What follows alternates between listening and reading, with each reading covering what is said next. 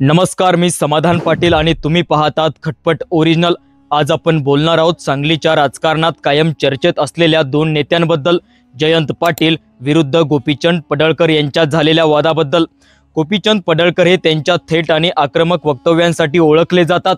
अरे जयंत पाटला, तुझ्यासारखी भिकारडी औलाद नाही आणि या तुझ्या कितव्या नंबरच्या बायकोचं मंगळसूत्र मी चोरलंय ते सांग, अशा शब्दात त्यांनी जयंत पाटलांवर चांगल्याच पद्धतीने हल्ला चढवला होता। या वक्तव्यामुळे राजकारण चांगलंच तापलं होतं आणि सांगलीपासून राज्यभर चर्चा रंगली होती।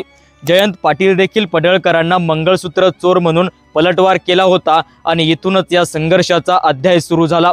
पण हा वाद मात्र आजचा नाही, या दोन नेत्यांमधला संघर्ष लय जुना आहे।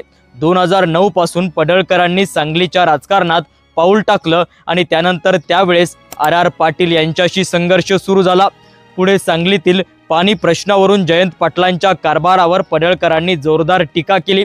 पूर्ण सांगलीत पाणी न मिळाल्याने आरोप त्यांनी केला होता। त्यानंतर साखर कारखाने आणि सहकारी बँकांवरून जयंत पाटलांवर ढापल्याचे आरोप देखील पडळकरांनी लावले होते। जत विधानसभा तिकीट प्रकरण, दूध भेसळ प्रकरण, पंचायत समिती अधिकाऱ्याचा मृत्यू अशा एकामागोमाग एक घटनांनी पडळकरांनी जयंत पाटलांवर निशाण्यावर धरलेलं होतं। मात्र या सगळ्या संघर्षामागे फक्त आरोप प्रत्यारोपच नाही, तर जिल्ह्यातील वर्चस्वाची चुरसही आपल्याला पाहायला मिळते। जयंत पाटलांचे पश्चिम सांगलीत मजबूत राजकारण पकड आहे, तर पडळकर पूर्व भागातून आपलं नेतृत्व उभं करत आहे। दोघांचे मतदारसंघ दूर जरी असले तरी जिल्ह्यामध्ये प्रभाव टिकवण्यासाठी दोघेही आक्रमक भूमिका घेताना आपल्याला दिसत आहे। मात्र या सगळ्या गोष्टींमुळे एकमेकांवर वार पलटवार होत असताना जयंत पाटील मात्र शांत आहे। त्यातच जयंत पाटील भाजपमध्ये प्रवेश करणार अशी चर्चा रंगल्याने पडळकरांचे वार मात्र अधिकच तीव्र झाले होते।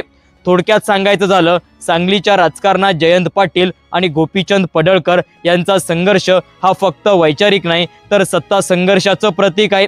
तुम्हाला काय वाटतंय, पडळकरांनी जी टीका केली ती योग्य आहे का? आणि जयंत पाटलांचं प्रत्युत्तर तुमची मत कमेंटमध्ये नक्की द्या आणि अशाच माहितीपूर्ण व्हिडिओंसाठी आपल्या खटपट ओरिजिनल या यूट्यूब चॅनलला सबस्क्राईब करायला विसरू नका।